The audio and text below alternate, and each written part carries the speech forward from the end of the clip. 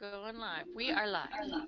Welcome to the Blast Network. I'm Jennifer Glegerich, and I'm here today with Tracy Jo Hopkins and Tracy Becker, my fellow Blast Network co-creators, and we want to thank you all for joining us. The Blast Network was founded so that we could reach those of you who, like us, are living your life on purpose and are reaching out spiritually, emotionally, and even in your business endeavors to live your life in authentic and balanced ways. Who are we? Well, we are ICF Epic Coaches. Tracy Becker is a licensed professional counselor, transformational coach who specializes in advanced energy healing and meditation techniques. She also happens to have the most downloaded meditation apps on iTunes and the Google Play. Tracy Jo Hopkins is the technotherapist and has made a name for herself by working with such amazing companies like Salesforce.com. She's a coach and mentor for anyone who uses or needs to use technology and social media. I'm the publisher of Attorney at Law magazine for Houston Metro Edition. I also own Jennifer Marketing, and I'm a managing partner in 9 Gaming Company. We three are here because we have a burning desire to share our unique and complementary skill sets with you because we're going to change the world. So here we go. If you have a question, just type it in or email us, and we're going to be happy to answer it live or after the show, depending on when you email us. And today's topic is going to be led by Tracy Becker, and it's on balance, how to create a life that is fulfilling and rewarding while maintaining responsibility. So now I'm going to turn it over to Tracy Becker, and thanks again for joining us. Hello, everybody. So glad you can be here with us on Friday night or afternoon, depending on where you are.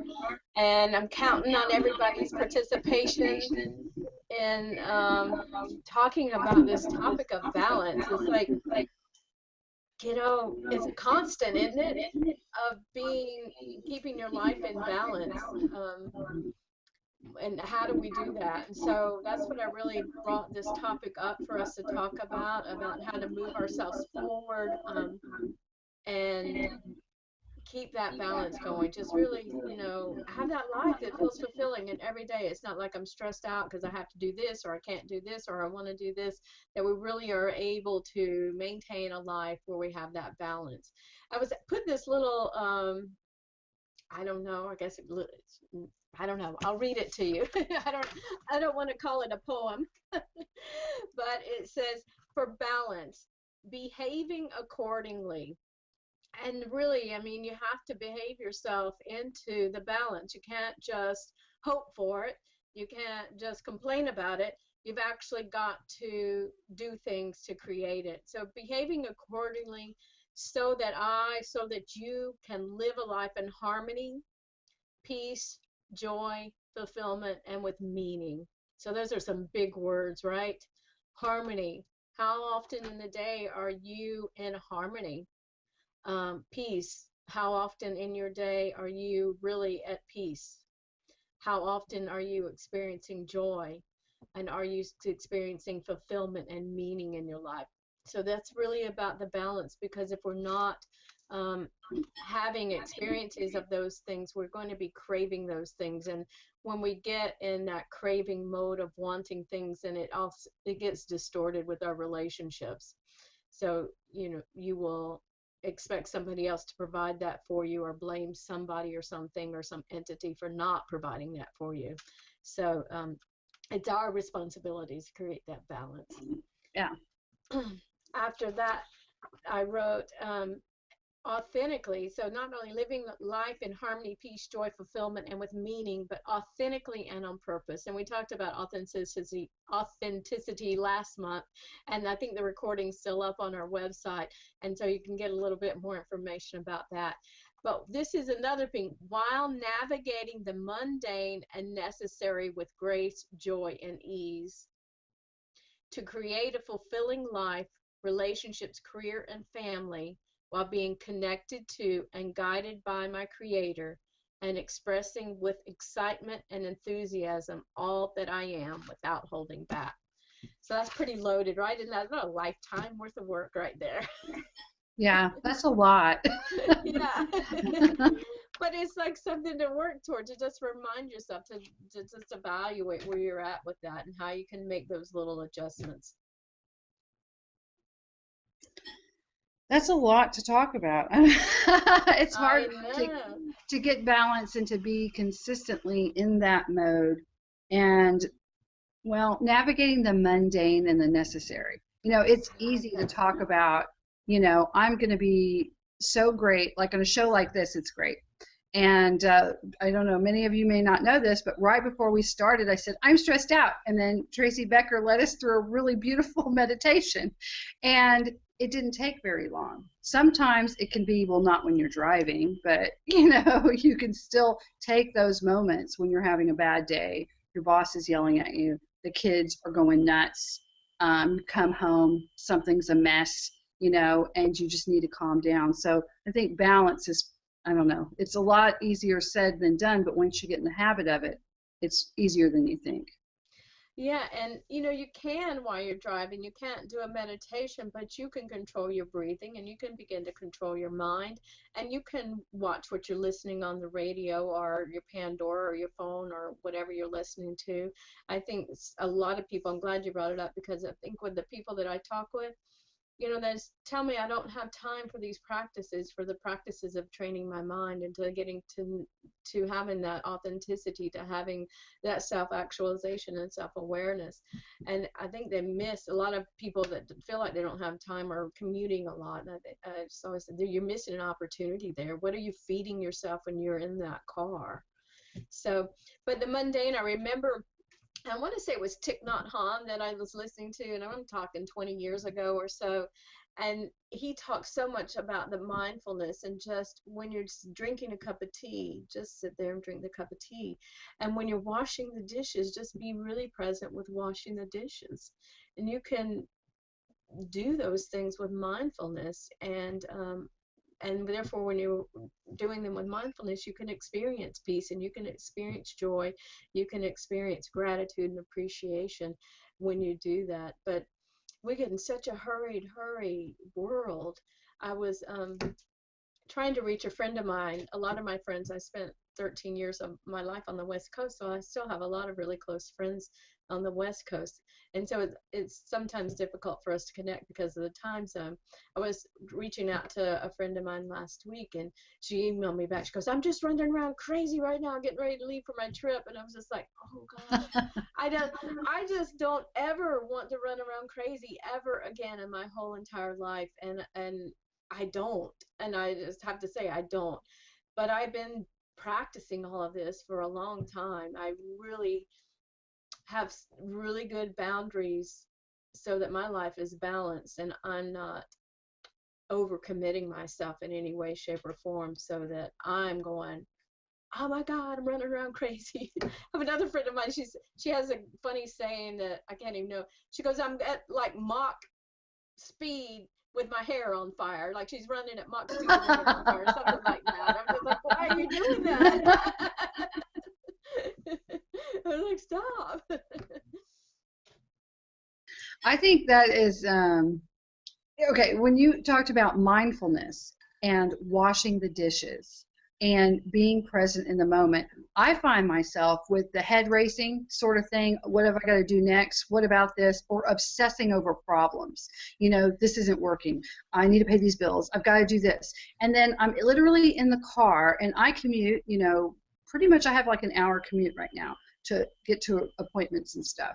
I find myself 30 minutes out of the commute, 40 minutes out of the commute. I go, how did I even get this far? I have Right. been racing so much, I've lost track of time in the car. And I need to be more mindful because what if somebody cut me off? What if somebody came in front of me? How am I on that? How am I so rushed that I can go onto autopilot driving for 30 minutes? Right. So, It's a little scary. You know that some people actually think that that's cool. It's so crazy how we have changed our minds as a society that the more stressed we are and the more we get done, the more important we are. So but yeah, you're so right. I mean, there's just so many opportunities to just really always be present. And I don't know, here it's such a beautiful time of the year and you're driving, it's just like, oh wow, everything's so really green and all these different colors of green and these beautiful trees blooming. So I don't know, to me it helps if you can find the focus that's right there to be very present with. And it's in that mindfulness, I guess mindfulness, as we're talking about it now, it's kind of coming to me. Mindfulness is almost the door to obtaining that balance, right? Yes, Without that yes, I mindfulness and agree. that presence of, is my mind racy? Am I losing track of time because I'm so busy fretting about things or worrying about things or planning for disasters? I mean, people, I say, a lot of people, I call it the what if train. If you're on the what if train, you realize it, you just dive off. Dive off. I don't care if you get hurt. Dive off, because that train is going nowhere very, very fast. So, and a lot of people spend a lot of time on that what if train, and it's just so physically, mentally, emotionally damaging. Well, I know I'm in, currently with my life changes right now, I think this is something that I really need to focus on and like make it really habitual, because I'm at so much highs and lows, because I'm changing professions. I'm, going out there, getting known and getting clients and getting out there, but I also need to keep the balance at home so I can keep myself grounded. So I really find myself learning how to do this, and I need to actually schedule myself and make myself in the morning. I do something I learned at Millionaire Mindset. It's a great thing, and it's like not necessarily meditation, but I do something specific, and I have to do it every day, so that way I can be in the habit of whatever mindset I want to be in. Mm-hmm. And then I have to say the meditation right before our thing launching right now just really grounded me, and I just really appreciate it. But that gave me some balance. Now I'm like level.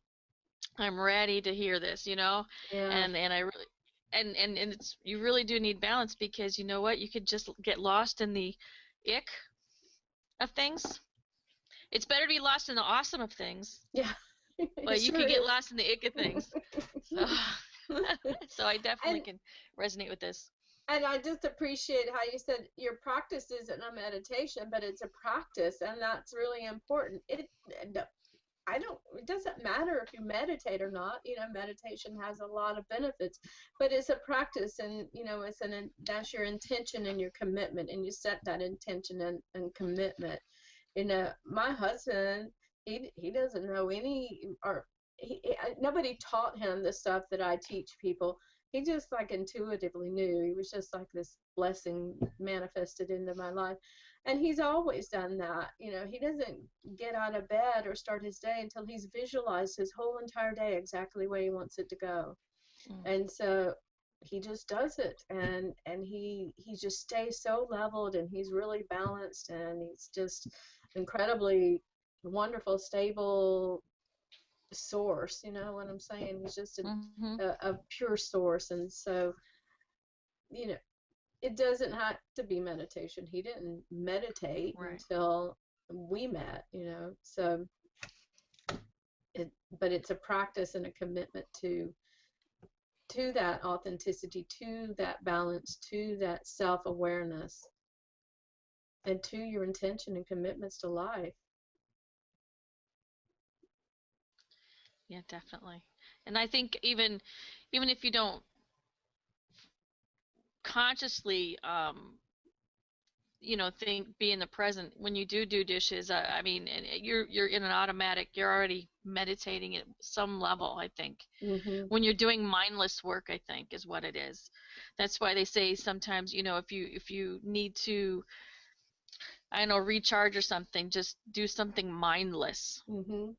If you don't do meditation, because I guess some people would take meditation as the fingers, and I don't even know how to do the whole finger set, but there's a Mm-hmm. reason behind it and connection there. But some people just think of, sitting in a very uncomfortable, you know, cross pressly type leg thing, and that's meditation, when in fact meditation is what makes you come to the present. And if it Right. is cleaning housework, is it sweeping something, or if it's working on like something in the garage or building something that's mindless, you're not thinking about anything. Right. I mean, if you need to start there, but when you start getting to where you notice that you're doing more of that, take the next step though. Mm-hmm. Because doing the guided meditations that you do, Tracy, that's you have on Omvana, which congratulations, by the way. Thank you. When you do the guided meditations, it takes it to another level where now you have the voice there, and you can actually be really at peace now even more, and you can get deeper and deeper because you just take yourself to another level. Mm-hmm. And then once you get used to that, let's try something different and go deeper, because the more you do that, the more you grow. I feel the more calmer you are, I think. Yeah, and it sets those neural pathways. That's why it does. The more you do it, the better it works, and that's what happens. Is just like the more you get on the what if train, the easier it is to get on the what if train. But the more you practice the meditation, the easier it is to do the meditation. And your neuro pathways, your neurotransmitters, they're very malleable. There's so much great brain research out there, but they're very malleable, and so you can really change the biology of your brain by changing your behavior. So like just the first phase there, you have to behave accordingly to get the desired effects. I just had a visual when you said about the what if train. I said, isn't that could be just a train wreck? Can you imagine if you keep staying on the what if train, you'll be a train wreck. Yeah, it's true. That's why I say jump off. I don't care if you get scraped and bruised, you'll get over that, right? But right. You will not get over riding that what if train for your whole life. I mean, it's so harmful in so many ways. Great visual. Great visual. Awesome. I like how you used the word Jen, balance. we're not hearing you. Sorry. Oh, Jen can't hear you. I saw Jen's mouth moving, but I couldn't hear anything. You there? Can you hear me now? Yeah. Hey. I've been saying stuff. I was going to say that I call that day dramaing when I get on the what if train. Like I have the daydreaming, which is all high energy and it's very uplifting, and I've won a medal or I'm accepting my Oscar or something great like that, and I'm like going around my day, I've got an award, I won the lotto, those are when I daydream, right? And it's great and I feel great. But then I find myself when times are not so good, I don't daydream, I daydrama. I regurgitate fights where I say everything I was going to say, and then I think of the what if scenarios of really bad things. What if I don't get this money in? What if this client doesn't pay me? And this is what I'm going to have to do, and blah, blah, blah, blah, blah. And before I know it, I am sick. I'm like just, and so I think that balance and what we're talking about, those little steps to stop that, is more important, because now I'm a lot more mindful of when I do that and how much I do that, and that I have to stop that on both ends. I need to, like, wait, I'm putting all this negative energy out into the universe right now. And what am I causing with that? And how do I have to stop that? And Yeah, the imbalances everywhere that happens. There are the mental imbalances, the emotional imbalances, all that gets bound up in your body. So you got the physical imbalances, and then you're like, at the end of the day, why do I feel like crap, right? Exactly. But then I started doing like crafting and, jewelry, with the little beading and stuff like that. And I find that is different than driving and getting lost, because I'm purposely focused on a task. Whereas driving, I can really go into autopilot, which is scary. I hope cops don't follow me. I love you, our peace officers out there. I'm a good driver, I promise. But yeah, and the thing is that's different, and what you just said was kind of a great segue, is something that's not in the handout wherever we posted it, if we did, but I have this, I wrote it down to get everybody who's listening to get a piece of paper and pen and to write down these things, because I call it your self treatment plan. And so I'm going to give you some words and just write down these words. You're going to write down social, emotional, intellectual, spiritual, financial, physical, and environmental. So this is not a spelling test? It's not. Nobody's going to see it Okay, just unless you making show sure. it to them. But I oftentimes walk people through this because I say in these areas, if if you got something going on in all of those areas that's fulfilling, then your life is balanced and you're not sitting in my office or calling me for coaching sessions, right? It's when we get something that's off center in one of those areas, or a lot of times once one falls off, then a bunch of them fall off. So especially the emotional. Um, but what you were saying about the beating, Jennifer, it reminded me the spiritual piece, because I'd like to tell people it isn't about religion, it isn't about meditation, it isn't about how many mantras you did. This is about what lifts your spirit, and that's why it's different from driving than doing the beating or the creating. And I'm the same way. Anytime I can work with color, and I mean, if it's fabric, if it's paint, if it's beads, if it's just anything that I can work with color and mix colors and put colors together, I'm feeling the same way that you're saying with making the jewelry. So it's really what lifts your spirit.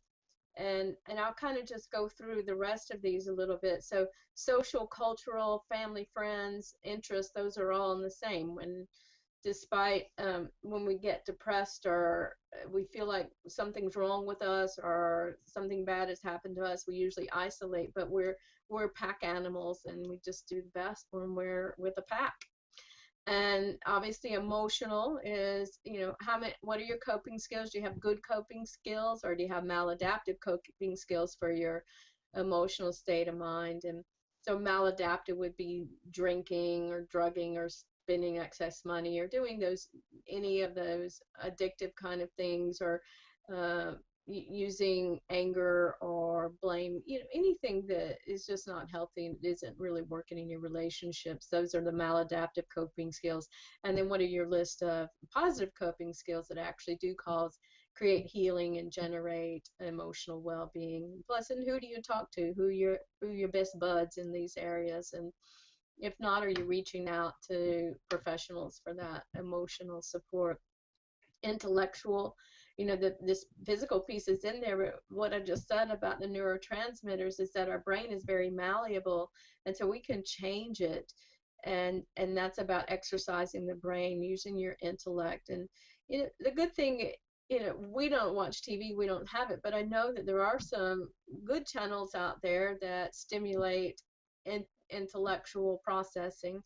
And but you can take classes, you can learn anything, with the internet now. It's just so amazing. So, and your community colleges, and there's so much things to offer. But really, how am I working my brain? Do you know they even say that juggling, even if you can't juggle, if you're just using two balls and you do that 15 minutes a day, it exercises your frontal lobe and some other areas of the brain in a really positive way. So, and that I don't have the research in front of me, but as you grow older, even if you do crossword puzzles one a day, you're exercising your mind, and in your later years, you'll be more alert and your memory is more intact than people that are not using their brain in that way. Again, we talked about spiritual, and this is what lifts you up. It is singing, fly fishing, roller skating, beading, sewing, anything. And I always ask people, this is the thing that if somebody said you can never do that again, you would just say, I can't not do that. I have to do that. I have to do that. I have to do that, or I won't be me. So those are, it's spiritual in a different context than we usually talk about spirituality. But I think it's really important to identify those things for yourself and for your family members, the things that you're just passionate about, that you want to do it. Of course, financial, we live in that exchange world right now, and it'd be great if we could just change that and live in a more harmonious world as far as give and take. But we live in that exchange world of finances, and so you know, and that's going to involve your career, your occupation, your work, wherever you're generating and bringing in that money so that you have the things and the needs that you want. And so there's got to be that balance. And I think we've all been there at some place in time when we're working a job that really doesn't fulfill us, and we know it's kind of in the meantime kind of thing, and we're really still working and striving at something else. And then physically, of course, you know, you're sleeping, you're eating correctly, you're working out, you know, you're doing all the preventative things to stay healthy, you know, or you know, you have to, if you feel good, you feel good, right? I mean, there's just Yeah. no two ways around it. If you feel good, you feel good. Yeah. And then environmentally, you know, the biology, and, you know, it goes back to that nature versus nurture, and I believe they're both equally the same. I mean, but you know, Bruce Lipton was one of the first to really publish information about that, where he took cells, all the same cells, and he multiplied them, and he put each one of them in a different petri dish of environment, and they all grew in accordance to their environment. So they grew into a liver cell, and they grew into skin cells, and they grew into heart cells, they grew into blood cells. They were the same cell, and they grew into whatever environment they were in. That's very powerful. And all we are is cells. We are nothing but a huge conglomerate of cells. So Well, that's not anyway. just us, it's plants too. I mean, I remember doing an experiment as a kid where I had like 3 different plants. I played classical music for one, and then I played like rock for another, and then I had like country and western for another. And it was like the louder, more aggressive music, the plants did not as thrive, and they had the same light and the same everything else. So I learned that as just a kid in a science fair, you know, to do that. And I didn't win. I thought I should have won for that, but we're going to get over that part. But yeah. But you got a life lesson, right? Because you're still hanging on. You still know this. Yeah. Yeah, I know that, but I still listen to rock and roll. I still like Led Zeppelin, you know. So. You know, I was watching Jazz Fest, just a little side note. They have a TV where you can see the live Jazz Fest, and they had Robert Plant, and go right now. He's Robert Plant and like the spiritual something or another's, and I just thought it was just great, you know, that I just wanted to tell you that since we're here on their live show. I think as we are evolving more and we're understanding the vibrational effects of, you know, within our body, you know, we've got all the binaural tunes, you know, and frequencies, and the solfeggio frequencies, and people are really understanding more in the forefront than, you know, ever before, that the frequencies of the music and the tones of frequencies of our emotions and our thoughts, the frequencies of our actions, all really impact how we feel and what we can manifest in our lives. Yes, I think so, absolutely. It's not just us. There's like this global movement, and it's not just among light workers. It's among everyone. I was talking to an attorney today, as a matter of fact, and we were speaking about the changes in just marketing. So, and how this attorney was trying to keep balance. That was like the topic. It just came up. A very young attorney. I was in the middle of downtown Houston in this gorgeous, I even posted pictures on my Facebook. They had an entire floor. So, you know, it was just huge. And there's 750 attorneys with this one firm, and not just in one city. And I'm just looking at her, and she in balance, you know, and it was a Friday, and she had on a very casual outfit for an entire floor of one of the most iconic buildings in downtown.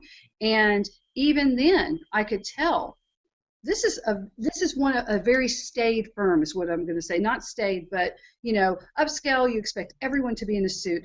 Every woman's going to have a bun on her head, you know, and they're all going to look angry, right? That is what I expected. And instead, it's like a bunch of FBI agents.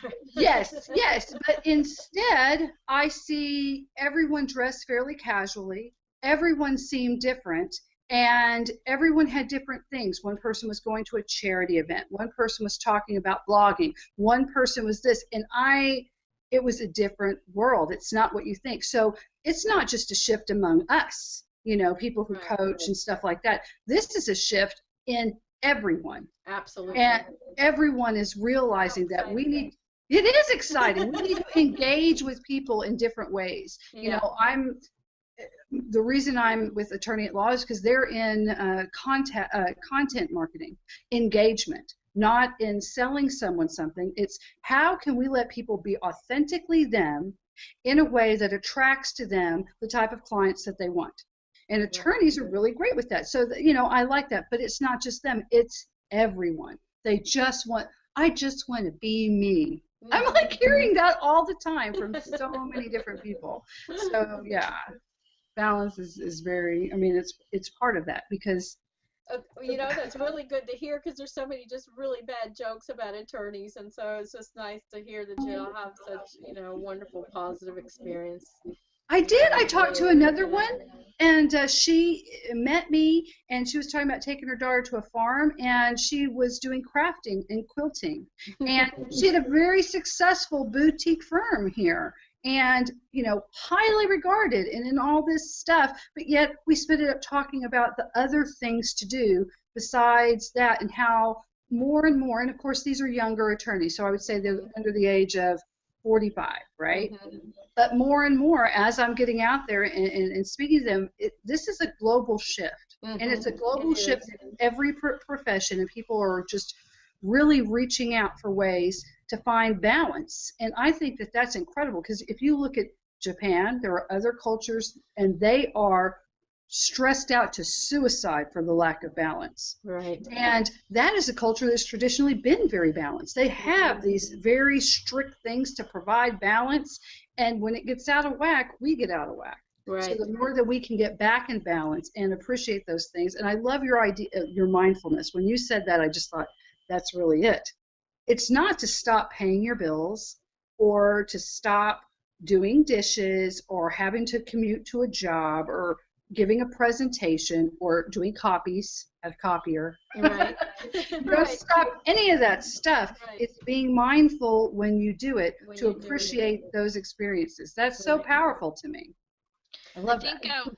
when I learned when I used to work in a cube with the how I used to do balance, I create my own and you were talking about brain waves and that kind of thing. I create my own music. I think it's music with the brain waves behind it, with the waves behind it to keep me calm.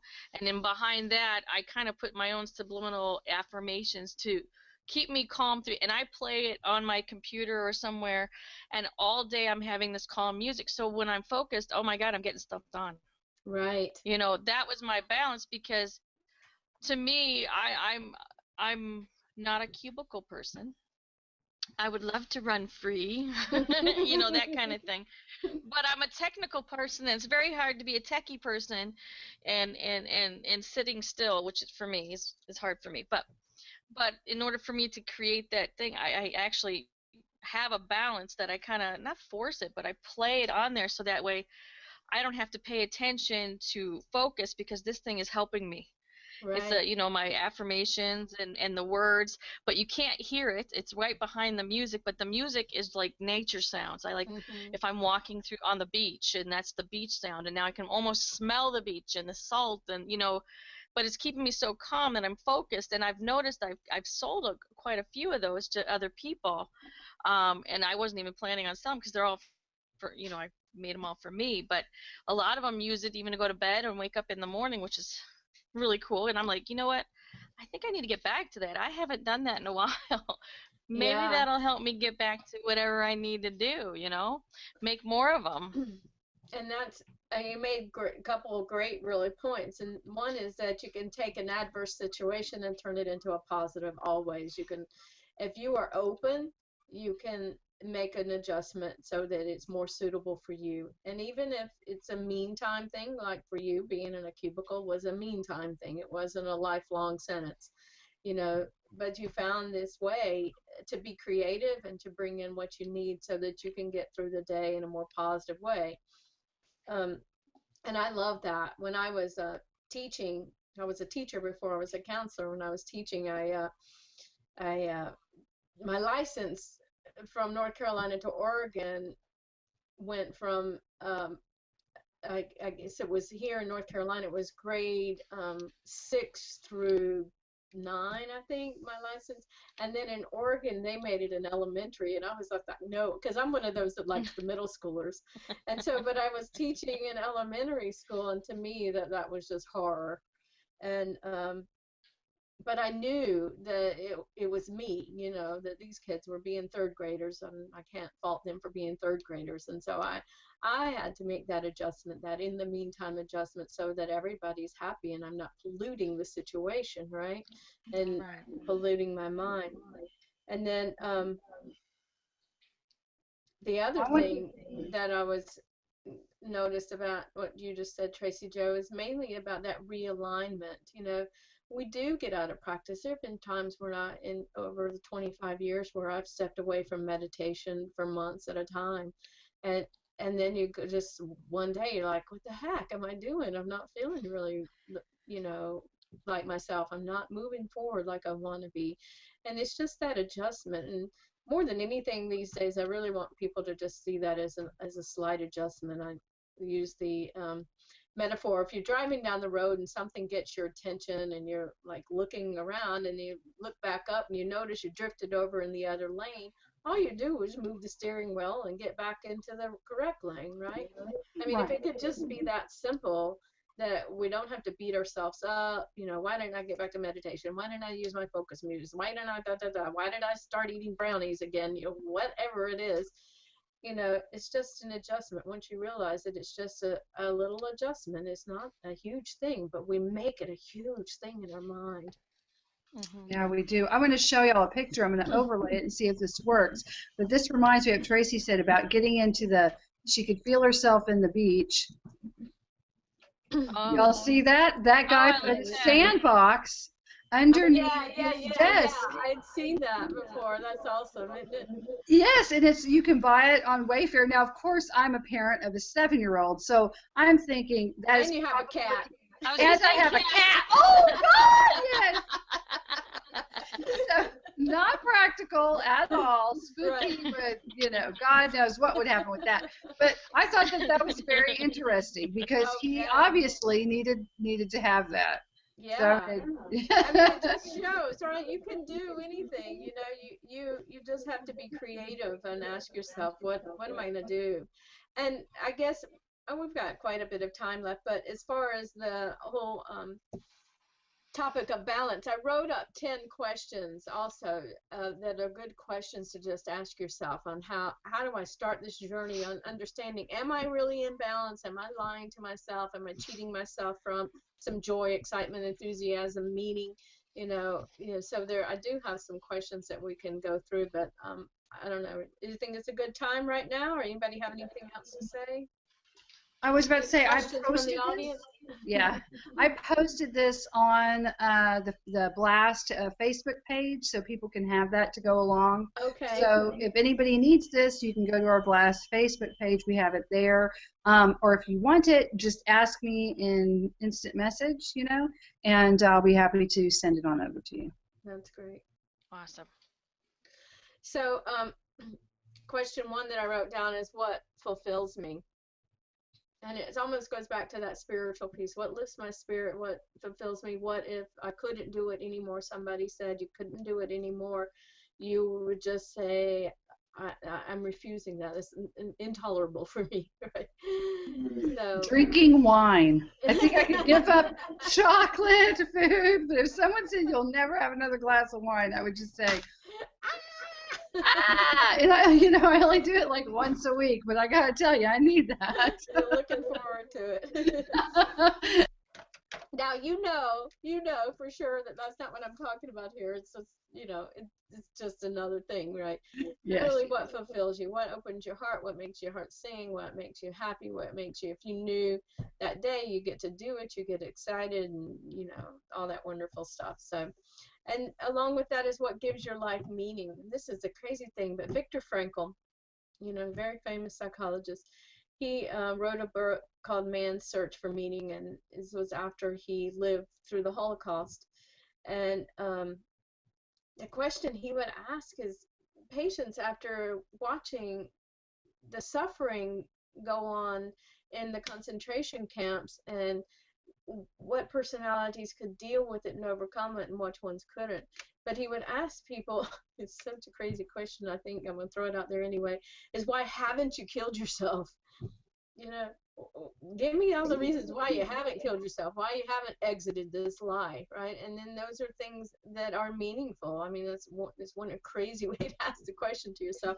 Sometimes we need those extremes to really get to the core of stuff. Like, what is Absolutely, yes. it? Yeah, it's like an extreme, crazy question to ask lots of people, but if you allow yourself to go there, you know, and get the answers that are really deep, you know, they're powerful. What am I doing when I'm experiencing the most joy, the most peace, the greatest harmony? All right. So that's a question to ask.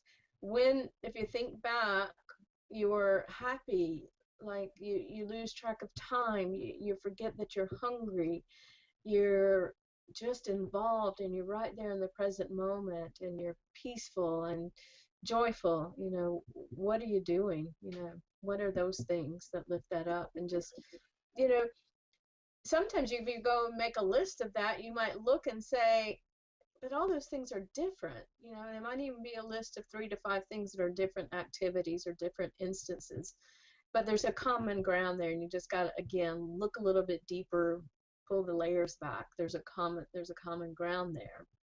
Before I became a counselor, I did a similar exercise, and it was like the same thing. What do I love doing when I lose track of time, when I forget about being hungry or things like that? And it was, at the time, the answer to me was talking to other people about their relationships with themselves and with other people. And at that time, I was like, how the heck you make a living out of that? I didn't know. I was kind of clueless. So, but, you know, life is a process. So even if you get an answer and you go, what the heck do I do with that? You just allow it to steep, you know, you just let it steep. You let it grow, you let it sprout, you fertilize it, you just be open to whatever that is. Because at the time that I answered that question, I had no clue. I had no clue that I would become who I am today. I was Because of gonna, that. yeah, I was gonna tell you that I read this great article, and I think it's like Success or a Law of Attraction magazine. It's a glossy magazine at Randall's. I don't know what caused me to buy a magazine at Randall's grocery store, but I got it. And inside of it had a marketing girl, real cute, red hair. You know, she just was young and whatever, and she was at the top of her game again. So her story was she was at this big firm, blah blah blah blah blah blah, miserable, making money hand over fist, had all these clients, but she was working herself to death, and she just was not happy at all. Then she decides, you know, through the series of events, she gets to a point, and her purpose of the article was someone asked her, now, but how do you get clients now? Because you're not with this big firm. And she said, they just fall out of the sky. And then she said what she started doing was she would purposely would think about when she was happiest with clients, and she would think about when it was papa papa papa, and she had an idea and they had chemistry, and they would just go off and create something, and how happy that made her, and they got her, and they got her vision, she got their vision, and she would do that, and then suddenly she was connecting, and she was, sometimes I'm really into that client, I'm like, this is it, and they don't pick me, but that's okay. I got to meet them and it was cool. But in other times it's vice versa. They really want me and I'm just not feeling it with them. But I turn them down. Mm-hmm. Because if I'm not feeling it, it's not going to work. And so I just learned to trust my gut and to just put out there what makes me happy. And all she does is she spends time thinking about and daydreaming about how great it feels when she's with a client and everything's going right. Isn't that And not the wonderful? money. Yeah, she's not, her goal setting has nothing to do with I need 10 grand a month to pay these bills for this. I want to buy this car. There is not a single tangible item on her goal setting or her vision board. It's all emotion. Right. So Isn't that her wonderful? goals, yes. And so she's making money hand over fist. So that You is should so put perfect that about that. article up on our website or on I our am. I've got to internet, find because that article. Yeah, I I think will. it's really good. It really, you know, brings home a lot of things. And you know, and a lot of that is, you know, I live here in the Bible Belt, and so a lot of my clients were from various religious backgrounds, but a lot of them have very, I guess, strict religious beliefs. And to me, when I think about, I really, you know, I don't care what religion you are. I really do not. It's, are you bringing more joy in the world, right? Are you living your life? Are you like fulfilled? You know, those are the things that matter to me. And it sounds like she has a really good focus like that. You know, is this going to be a fun day? Is this person going to get me, or are we just going to, you know, be, by being together exponentially change our lives and our worlds, even if it's, you know, just in the moment, just, you know. Yeah, her life went to, I'm going to start having fun. And not only did she have fun, she was still doing her marketing, she was still doing ads, she was still getting in Photoshop and creating little things. So she was still doing work, you know, and providing a product and a service for someone. So she's not just sitting somewhere, you know, with a tambourine. You know, she was, not that there's anything wrong with people who sit around with tambourines. I'm just saying she was actually like working in a regular thing. But she was productive. Yeah. She was still as productive as she always was, but she was happier. Yeah. Because she was having fun. So I just love that. It's just these small shifts. Yeah. Yeah. I love that. Yeah. Thanks for sharing that. So then, just a couple questions that are more about self-awareness and reflection is like, what areas of my life are out of balance? So of that list that I gave you earlier, can you look at that list and see what areas that you're out of balance in that list? And then what can you do? You just shift it back, because that's the next question. You know, is there one thing I can change today to help get myself back into balance? And I think with that little kind of treatment plan that I gave you, it's easier. And sometimes people look at that, especially people who've gone through some hardship, say they've got physically ill or had an injury or something and can't do the things that they normally did. Then sometimes it's hard for them to think, I don't know how, I can't do that anymore. They say to me, I can't do what I used to do anymore. And so you got to be a little bit creative and really expand and look at some other options as well, and you know, try something new on. And then what we talked about, how to bring joy to the mundane and necessary, and that's truly with the mindfulness. You know, you just be present, you be appreciative, you be in the moment. You find something that's, if you're doing the dishes, you know, maybe just the warm water feels good to you, you know, or, you know, can you see how sparkly you can make that glass instead of how fast you can get it done? It's still got fingerprints all over it. You know, you think of something, you know, you just think of something, you know. You know, we're a species that is truly, and when we're at our best, we're striving towards some type of improvement. It's never done. We're never done. We're always, you know, when we are the happiest, we're always working towards something. Yeah, and the good thing is when you remind yourself, I'm never going to be done, and that's okay. Yeah, It kind of takes a lot of pressure off. Yeah. Because there's so much of that perfectionism that so many people get burdened with.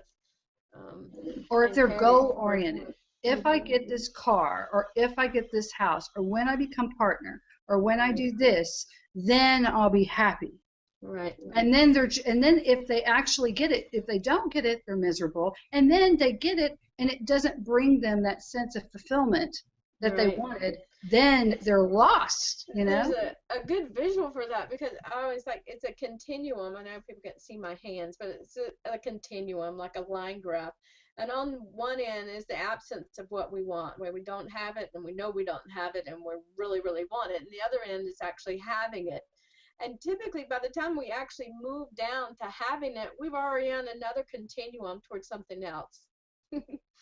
And so a lot of times we don't even celebrate or acknowledge, oh, you know, 5 years ago I really wanted it and I have it now. Woohoo, let's have a party for a year and take a year off, right? Nope, we're on to the next thing. And it's really just the human condition. That's the striving and stuff. So, yeah. and owning it, is really good. I mean, oh yeah, I'm in the part where I don't have it, or I'm about halfway there, and just letting it be okay, because then you can be process oriented, right, instead of outcome oriented. Yes, yes, absolutely. Or journey oriented, whatever you want to call For all the engineers, process oriented, right? it. Right. Let's see, what else? Where are you? When I have ever felt grace and ease, and what do I perceive the cause of it? So, I throw grace and ease in there. It's two words we don't really talk about much. I love the word grace. I just like, I think the word grace and ease when life's moving easily, and like you were saying, that woman, she feel like life is easy because she's decided it's going to be fun, right? She just made a decision. That's all she did. Yes, that was it. Just a Yeah. decision. Yeah. And but it's hard, it's, I can see why people struggle with that, and I can see why. And I think that's what's great about, well, us, is because the more reaffirming we can be that it is just a decision. And each of us, I have to make that decision, every day too, because when I make that decision, people are going to notice. And someone's going to say, maybe I can make that decision, and it can just prosper into such good ways, which I love. I have a little secret weakness that I've had for a really, really long time. I guess maybe my husband knows it. But I would always wake up in the morning not happy for the day for whatever reason. It would be instantly, I would just not, there was dread. And I was just like, my life is so good. When I get up and get involved in my day, I'm totally happy, and I forget that moment, or those moments of dread that I have when I open my eyes. And it was so bizarre. It just didn't fit. But I started focusing on that, and I was just like, I don't need to do that. I don't need to be that person anymore. It makes no sense. It doesn't fit. So I went exploring, and I know that you guys know that I do energy healing as well. I really went exploring for that dread and was able to release it, and it's been such a wonderful thing. So and it shifted so easily, and the wake up time is now, oh, I'm so excited. What great things are going to happen today? It went from just dread to like, oh, great. Only great things are happening today. That's the way it goes, That's right? so amazing. Yeah. Yeah. So, but it was for a long, long time, many, many decades that I did that.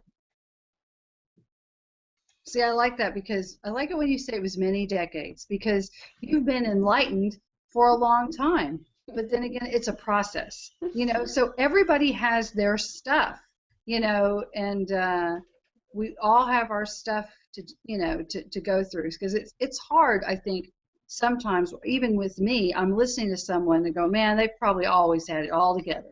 I can't even relate to you on any single level, whatsoever, because they were a beauty queen by the time they were 15, then they won the lotto, and then they went around the world, and you're like, I can't relate, but it's everybody's got their stuff.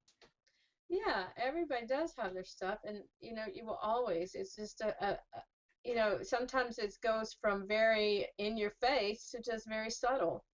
And to me, that wasn't impactful in my life too much because it was just moments, it never lasts but a couple minutes, because once I get up, I was just happy and everything changed. But then I was just like, I don't even still need to have those moments that are unpleasant, So That's it's great. just kind of about the importance. It wasn't as important to me to shift, until recently. But it will always be there. Tomorrow I'll find something else to shift. One of the other things that before we wrap up, because we're getting toward the end here, is just about your creativity. And the creativity is when you're tapping into your source and you're really going, and like I know Tracy Jo, I think you do all kinds of creative things, and Jennifer, you do too. And I know that if people are feeding that creativity, a lot of people feel like they're not creative, but everybody's got something that they love to do. And it doesn't even mean you're good at it. It doesn't mean you're good at it all. It just means that when God bless you're doing you it, for you're having saying that. fun. It has nothing to do other than how you feel when you're doing it. And Mhm. and the intention around it. You know, I'm doing it to feel good. I often, when I'm doing my creative stuff, I'm feeling the happiest because I'm doing it for somebody else.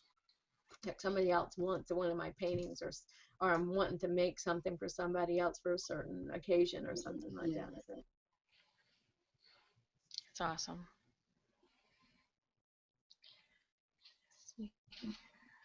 I'm glad that you said you don't have to be good at it. I'm just going to say that again. You know, it's like, bless that, because I tried oil painting. I was going to become famous for oil painting suns. Those Mexican suns that have the faces right? on them. Yeah. It didn't even look like it belonged in the solar system whatsoever. I don't even know what it was. It was like, and I just kept on trying and kept on trying, but I enjoyed it. You know, I didn't enjoy the end result, but at the beginning, I just knew it never looked like what I wanted it to look like. But it was good pursuit. So do it anyway, even if your sons look like globs. Right. You know, again, it's right, or process and journey oriented, right? So be process and journey oriented, and just enjoy the moment. You know, hey, good thing is you can just throw it away if it doesn't look good, right? Do you know what I've noticed though, and I've had to catch myself, and I know there's a lot of people that are really good book readers, but you can get yourself lost in a good adventure, which is really great, but I think if you do all the books all the time, then you're missing a little bit of life. And I Hmm. know when I was younger, I mean, before kids and even after kids, you start reading the books, and then you just get lost all day in that book. Yeah, it's a fun adventure, but they're really, I'm not sure how much you would grow from it unless you're learning a lesson. Then your creativity can't come out from the books. But I just was thinking about, when I love reading books, like I love a good story, but it doesn't really serve me unless the story has a message or something that can inspire me. I just love reading because I Right. just love it. But I know I've catch myself because I'll keep reading and reading, and then I'll forget that it's 3 in the morning and I've been got to go to work in the morning or something like that because it's a Hmm. good story, but it wasn't productive. Right. It wasn't a productive story, and so I kind of be wary on that one. Yeah, it's a good point because I think a lot of people read, you know, as a form of addiction and or avoidance mainly, as any addiction is. It's an Mhm. Yeah. avoidance tactic, right? And again, if that's what you're doing, then you're out of balance, right? You're not fulfilling all these other social, um, financial, physical, environmental Mhm. aspects, you know. But Mhm. yeah, I mean, nothing is bad, right? Nothing is really bad unless it causes harm to you or somebody else, right? Right, So, but you don't really think about reading as being bad. But once it yeah. interferes with your social and your Mhm. emotional, because you're not engaging with anybody, you're not coping with anybody, you're only doing what you're doing. You're Mhm. intellectual, yeah. Maybe you're getting some book smarts, or maybe your brain's working, but that's you're not getting anything more from it. Right. Spiritual, you really, I mean, crafting to me is really awesome. Creating of any form is awesome for me. Financial, you're not getting any money from it unless somebody's paying you to read. How awesome would that be? Right. Um, Physical, you really aren't doing anything unless I started reading self-help while I was walking on the treadmill. Right. And then your environmental, you're sitting in a place, you're not really getting, doing all that thing. So I Right. would just, those people that, really do a lot of reading, which I, like I say, love, and it's me, I have to step back a minute and realize, what am I reading? Right. And if I'm reading at the time that I should be doing something that's more, you know, physical or emotional, am I getting away from something when I'm reading? If Mhm. not, then you know what? I'm reading here for a whole hour and I'm going to enjoy every second of it. Exactly. You make that conscious decision. I'm going to do it. And I'm going to do it because everything else is done. I'm not avoiding anything, or, you know, I'm giving it as myself as a reward until I go do this. Whatever. It doesn't matter. But it is really that consciousness, that mindfulness about it. I'm going to read. I even say this about negative emotions, especially angry. You know, some people sometimes they don't understand anger.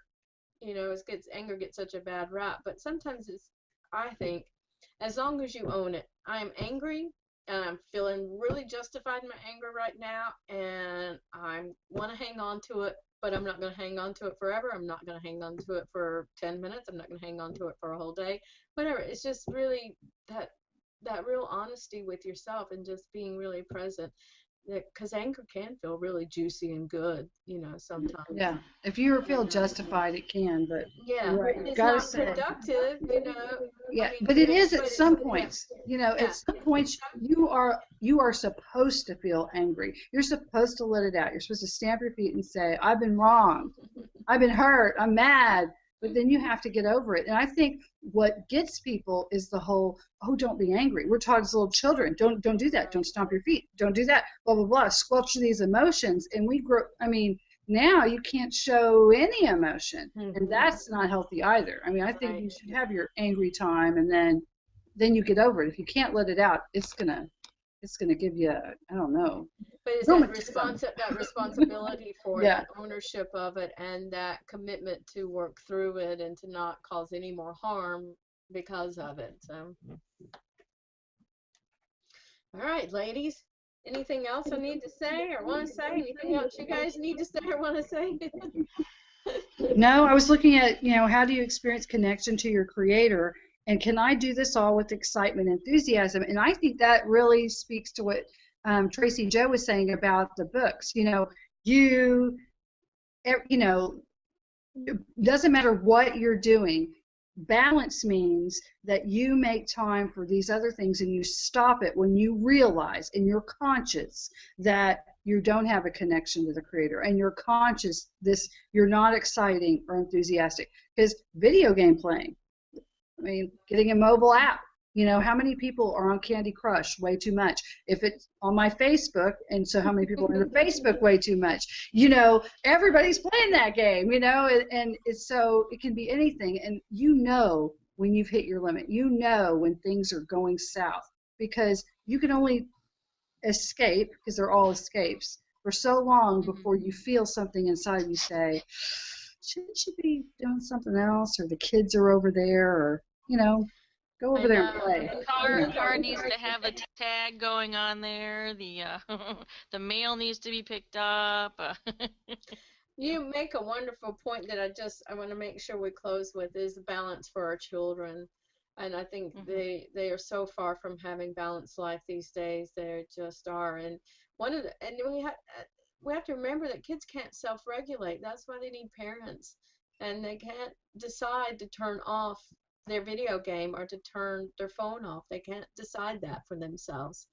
They have to have good parenting for that self-regulation, and for parents to get mad at them because they're on the phone or playing video games 2 or 3 o'clock in the morning, they're dragging to school or whatever. But it's the parents' responsibility to cut that limit and put those boundaries on them, and they're not bad children because they're doing that. They are not physiologically developed enough to have that self-regulation, and when you teach that to them as children, then they can be adults that can self-regulate. I mean, that's where Absolutely. consistency and habits come into play too. When you're consistent with, bedtime is this time, or we're only playing video games or for this time, play all you want. I know you enjoy it, but this time it's cut off. But the more you do it and get consistent with it, it becomes habit, and then there's no judgment or no anger within that. After down the way, where they won't fight you on it more because they're going to get used to that. And then when they get older, like you said, they will have those good habits. This is time for me to do this, but I still need to go and do this other stuff that's important as well. Yeah, but another thing, it's like having a dog. I'm thinking of Cesar Chavez, the dog whisperer. It's never the bad dog. It's the owners. Yeah. It's the owner's attitude. The owners have to self-regulate. I find myself doing that. I'm sitting there playing Bubble Blast, which is my new fave, and he's over there playing, and I realize that, hey, you're only supposed to be on there an hour. This actually happened. And you're only supposed to be on there an hour. And he goes, Mommy, you've been on longer than me. And I went, oh, God, yeah, okay, that's bad. I'm busted, You're right. We're going to go do something else now because that was ridiculous. So, parents have to know how to regulate themselves first. Yeah, and so that brings the balance into the home, and teaching and modeling the balance. Absolutely. Definitely, definitely. Well, Tracy Jo, I'm on, I'm on. Hello, and we wanted to say thank you everybody for attending or watching our video. We want to say thank you from the Blast Network and these wonderful, wonderful women. One was Tracy Becker. Wonderful, great, great topic. Thank you very much. She is a transformational coach. She is also at www.tracybecker.com, and you're going to spell Tracy Tracy. Becker, BECKER.com. And if you want to get a hold of all of us, it's at info@theblastnetwork.com. But if you want to talk to Tracy and something about her transformational coaching, or maybe something about Ombana, OMBANA, where she's already had over 5,500 downloads in less than a year. She is the tops of the tops, and we'll be releasing 2 to 3 meditations in the next week or so, which you should go to umbana.com and grab yourself a copy. Hint, hint, hint. Yes, yes, yes. But if you need to get a hold of her about transformational coaches, just go to her website, tracybecker.com, and you can email her there as well as tracy@theblastnetwork.com. I got to remember theblastnetwork.com. There you go. And then there's Jennifer. Woo! She is a muse, a coach, and a publisher. How awesome is that? She's awesome. And what she doesn't say is that she actually is in a book called 100 Great Ways to Compete in Today's Job Market, which if you would like a copy of it, you should email her at jennifer@theblastnetwork.com and see if she has any copies available. I do. I have a couple copies left. I'll be happy to send one to you. Maybe she can sign one or two. Okay, and then I'm Tracy Jo Hopkins. I'm Tracy Jo at theblastnetwork.com. I'm a technotherapist. I love that term. Pretty much I make it easier for people to get on the somehow technology, make it easier for you to work, whether it's in your business or play, that kind of thing. So if you want any questions or have any questions, you need to contact me. I'm at Tracy Jo at theblastnetwork.com, or you can find me at techno-therapist.com. And I wanted to do a couple shout outs, and I'm going to let Jennifer shout out for NIN. Would you like to shout out for a NIN gaming company? Yes, Nine Gaming Company. I want to congratulate them. I happen to be a partner, but I didn't have anything to do with this. I want to congratulate Pharaoh Abuseda. We call him Rocky, and Trey. Forget Trey's last name. He's our lead beta tester. They went to Microsoft Houston, and they went to the Unity conference. They had a huge contest, and they won the top app developed for the day. So 6 hours, total pressure, and they brought it. And they won. They got thousands of dollars worth of stuff from Microsoft, and that's pretty good for our gamers for Galveston, because we're working out of libraries and people's garages like all good tech people do, and so that's awesome. So I have to shout out to them. You guys are just rocking. I'm so excited to be part of the team and everything else. And they are also someone that's sponsoring this show as well. So you can go to, I believe, ningamecompany.com, or is there a... No, it's NIN. NIN. Gamingcompany.com. That's right. Awesome. And if you ever want to be a sponsor of our show and let us give you a shout out, just contact us at info@theblastnetwork.com. And on behalf of everybody, have a good night and thank you for attending. Bye. Bye.